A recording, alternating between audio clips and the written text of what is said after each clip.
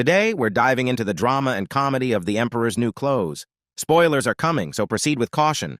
Stay with us till the end for an insightful recap, and remember to watch, like, share your thoughts in the comments, and subscribe for more. After his defeat at Waterloo, Napoleon was exiled to the remote island of St. Helena, where he died in 1821. Or at least that's what the history books tell us. A boy is seen watching images of the great Napoleon and turns his head, seeing a uniform in the room. As he watches Napoleon's life through the pictures that evening, a man enters the room. Seeing the images, he says, "No, it didn't end like that." He tells the boy, "Let me tell you what happened." Standing on a cliff at St. Helena, Napoleon's marshal, Louis, says his bath is finished. Napoleon replies he's 4 minutes late, saying the precise routine resolves the day. As he's telling his life story about battles and the loyalty of his troops, he sneaks up to a window and opens it forcefully. Outside, a British captain called Nichols takes notes of everything he says, and Napoleon comments, "Their cowardliness is a disgrace to their own king." He then tells them they're on French soil and must exit the garden. Napoleon then tells his entourage, "Let's turn to the future," and a loyal man tells him their man will be here at midnight. At his place, he will travel incognito under another name on a ship, and when he arrives in France, an agent will lead him to Paris, after which the devil will reveal himself. Napoleon says he's been betrayed by so many people that he will now only place his trust in the love of the people of France. A British soldier signals to his commander. Napoleon, as well that night, takes a painting of his son, saying his son is a disappointment, having turned his back on his father and the empire, but brings it with him and says he is ready. A boat arrives, and he switches clothes with his double Eugene Lenormand. He bids farewell to Louis, saying he will never forget his loyalty. A few days later, Napoleon is working hard on the ship, all while his double is being taught by the entourage how to walk and talk like Napoleon so that the British won't suspect he's fake. One day, the crew spots land, and it is France.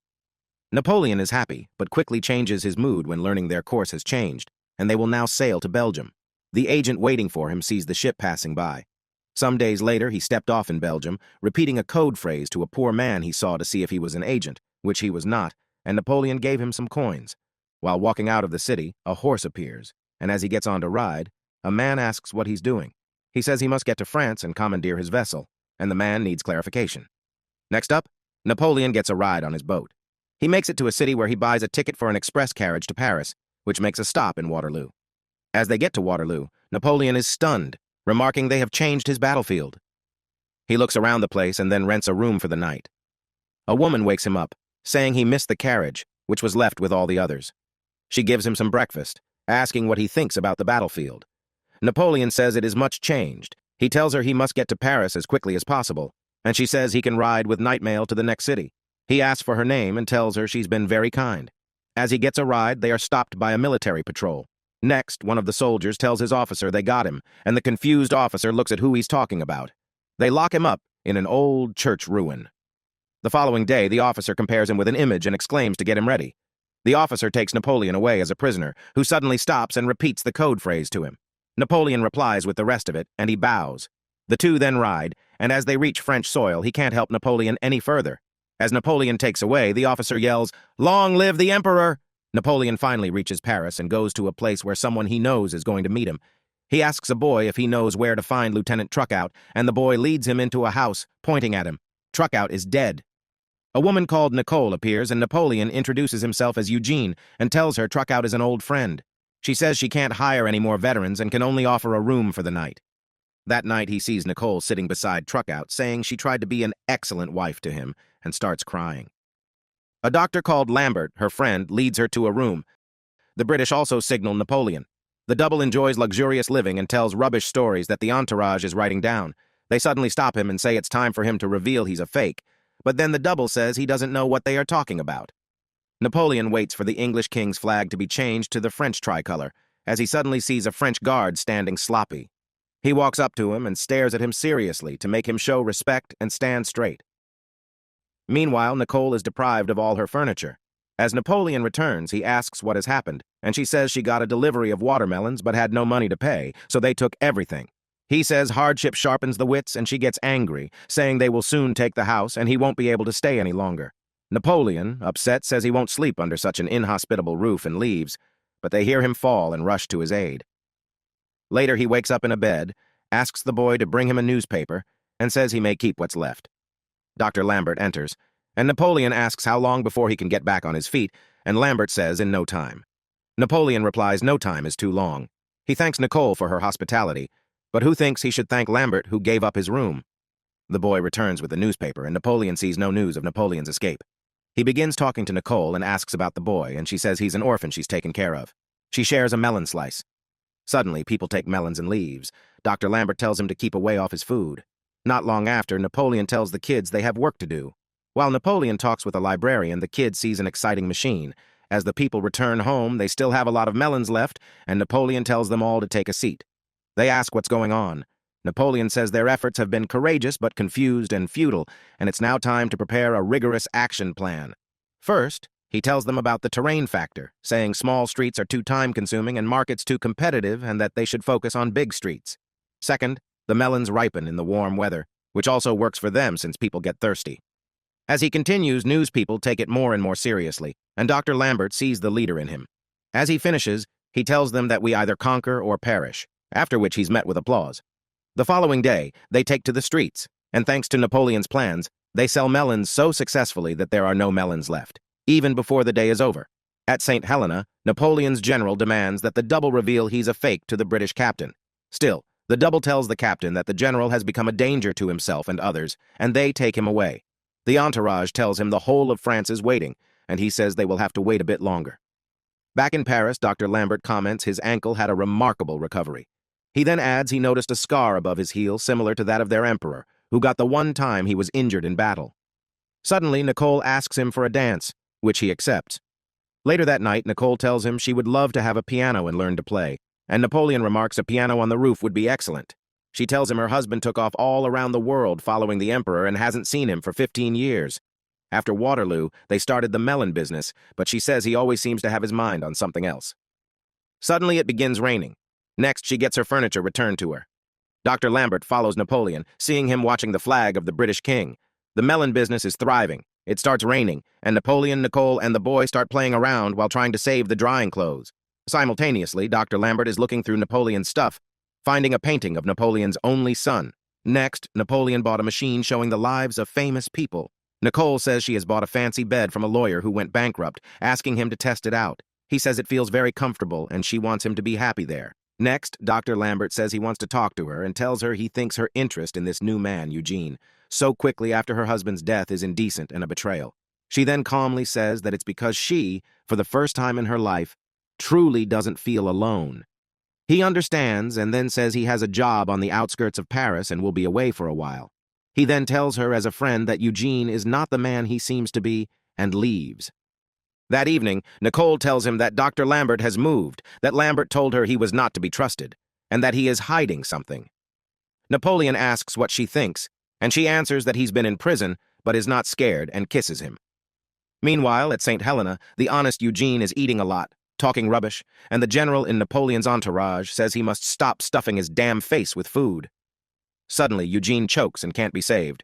Next, British Captain Nichols tells them that if this is not Napoleon but an imposter, they will get unthinkable punishments for their fraud, and he will lose his career since it happened under his watch. However, if this is Napoleon, they will all look forward to a well-deserved retirement in England at the expense of the British crown. He then notes that history shall record Emperor Napoleon died in exile on the 5th of May in 1821. In Paris, as the honest Napoleon and Nicole are walking, people suddenly start yelling that the emperor is dead, and he runs to get a newspaper.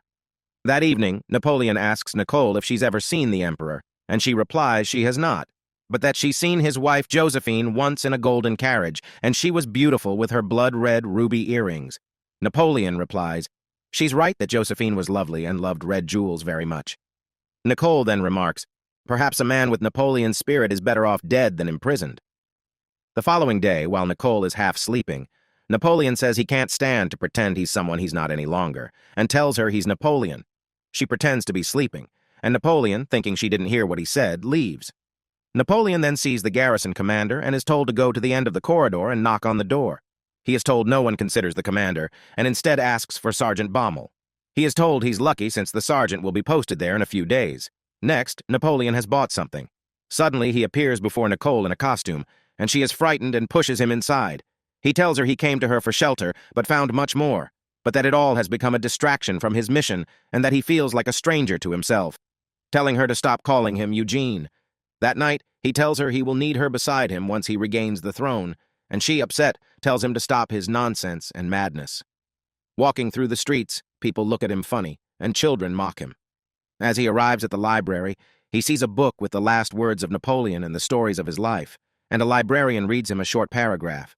It's all rubbish, something that his devil has made up, and Napoleon gets really mad and is thrown out of the place. That evening, Nicole still calls him Eugene, and saddened, he closes the door on her. He stops sleeping in their bed, and as he gets up, Dr. Lambert is there with another doctor. The new doctor says Nicole told them he's not sleeping well and hasn't behaved like himself recently. He starts asking Napoleon if he's had any specific symptoms lately, like worsened sight and bad appetite, which he says he has not. The doctor then asks weird questions, like if he enjoyed a happy childhood and has delusions of grandeur. Napoleon calls them traitors and leaves as Nicole confronts him later. Napoleon gets angry, telling her he offered her a world, and she fails to believe him, saying she has no faith. She replies she has faith in him, calling him Eugene, and Napoleon yells he's not Eugene, that Eugene is a nobody. Nicole replies, Eugene is everything to me. He says he's Napoleon, and Nicole, frustrated, yells that she hates Napoleon, who took her husband from her and now is taking him from her too. He leaves her and goes out to a bar, where he sees Dr. Lambert and tells him to look at him and tell him what he sees. Lambert answers, I see a nobody. Napoleon says he is his emperor, and Lambert replies he doesn't want his emperor back. No one wants him back. They prefer him dead. Napoleon gets angry, asking who he is, and Lambert tells him to follow him and he will have his answer. They walk through the streets inside a guarded place, and Lambert tells him to wait for him.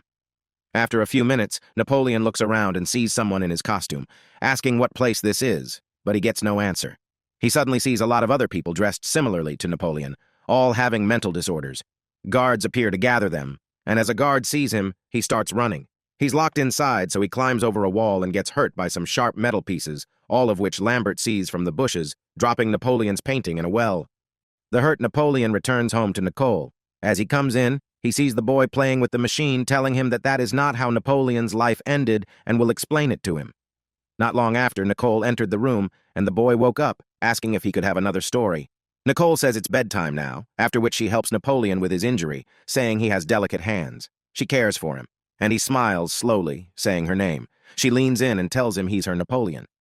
Winter arrives, and Napoleon slowly gets up from bed not to wake Nicole. He looks at an image in a book, and the boy asks who it is.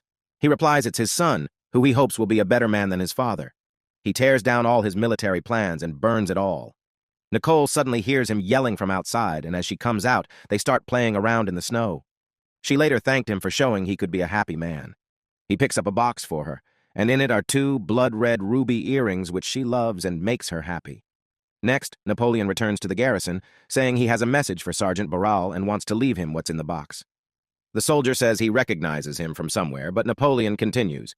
He says the message should read, Eugene Lenormand is dead, but quickly regrets it, telling him to write instead, Eugene Lenormand has moved on, and he left this to remember him by. He then walks away back home to Nicole.